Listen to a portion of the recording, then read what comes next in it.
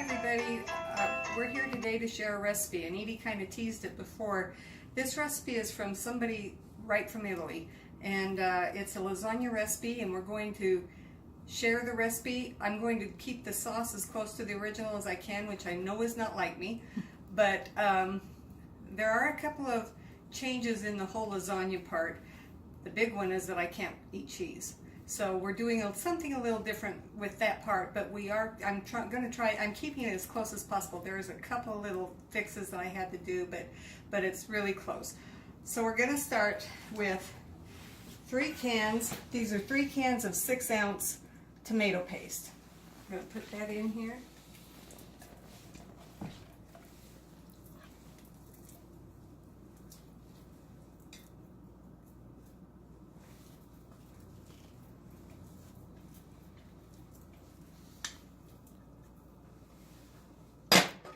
And I washed my hands, so this is okay. Kids don't do this at home. Okay, but now I need a napkin. Look, there's one right here. Okay, 9 6-ounce cans of water, which is 6 3/4 cups of water.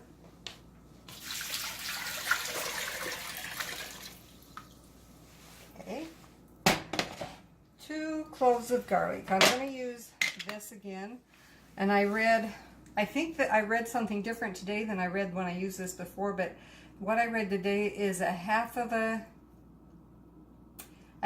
teaspoon of this minced garlic is the same as 1 clove of garlic. So I'm going to use a whole teaspoon of this, which is, I know is not, oh, that's not a teaspoon, silly. Is it a teaspoon? It was a teaspoon. Okay, 1, and then put that much in. Okay.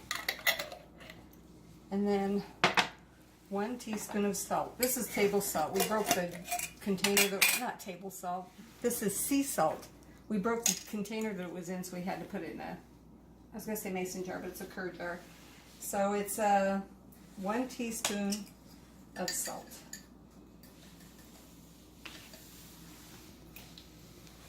Okay.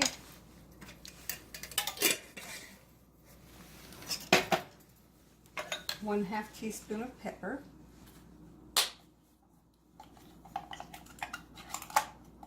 I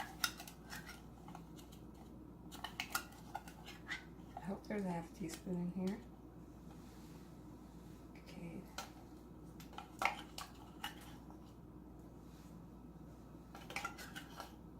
Okay, that should do it.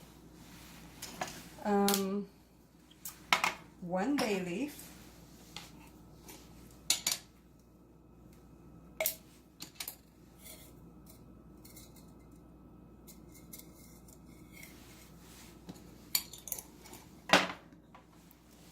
Two tablespoons of sugar. Now, I know some people don't like to put sugar in their recipes, and actually we don't either that much, but it's 2 tablespoons for a big batch. Like I said, I want to keep this recipe as close as I can to the original. If you don't want to put sugar in your recipe, then make your own substitutions. But for this one, I'm going to put the 2 tablespoons of sugar in it. And here's where this gets interesting. 1/4 teaspoon of cinnamon, ground cinnamon.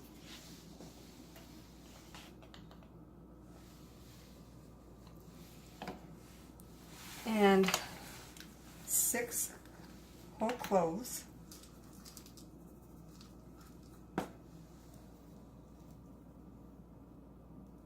There's 3, 6,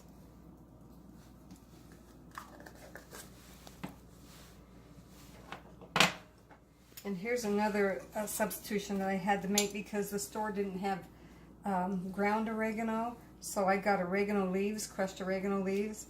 From what I read this morning, 1/4 teaspoon of ground oregano is equal to 1 teaspoon of oregano leaves. So I need to put in 2 teaspoons, and that doesn't fit. 4 half teaspoons of crushed oregano.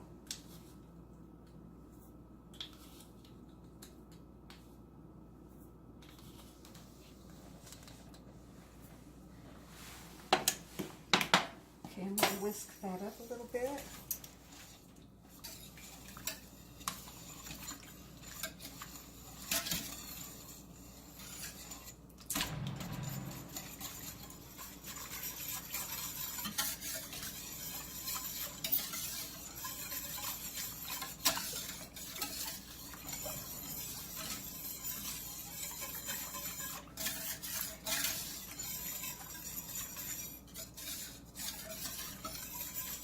Okay, I'm going to turn this on, the burner on. It has to simmer for about an hour and a half, and then there's another step that I need to do, and then it simmers for another hour and a half. So I'll be back in an hour and a half for just a minute. So it's an hour and a half later. The sauce has been simmering for an hour and a half. It's looking really good. It's getting nice and thick, but there's one more step. The recipe calls for 1 pound of ground beef and half a pound of sausage. I'm not putting the sausage in ours. We eat less meat and supplement it with other things, and I didn't have any sausage. But anyway, so I'm just putting in a pound of ground beef.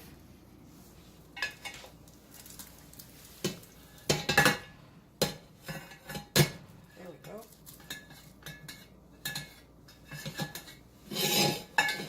Oops. I'm going to stir that up.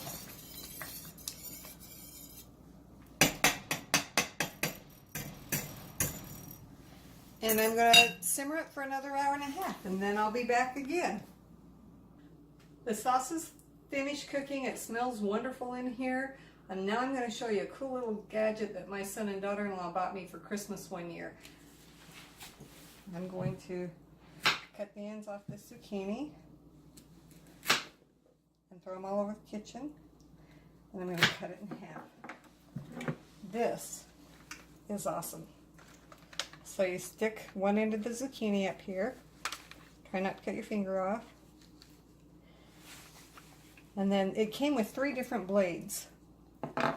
I'm using the shoestring blade. And this is what it looks like in the box. It's a chef-in twist spiral slicer. Easy to say. And then all you do, whoops, there. I'm making my own zucchini pasta.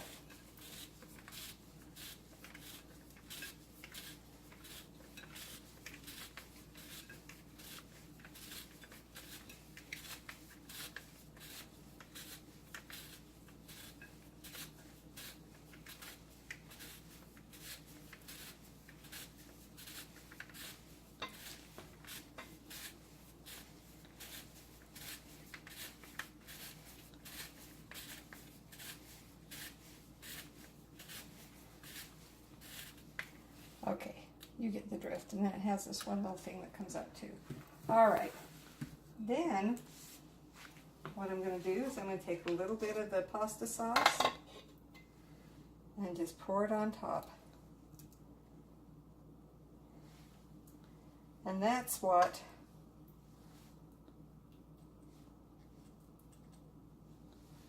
Edie and I are going to have some of this for lunch. But let me tell you about the recipe a little bit.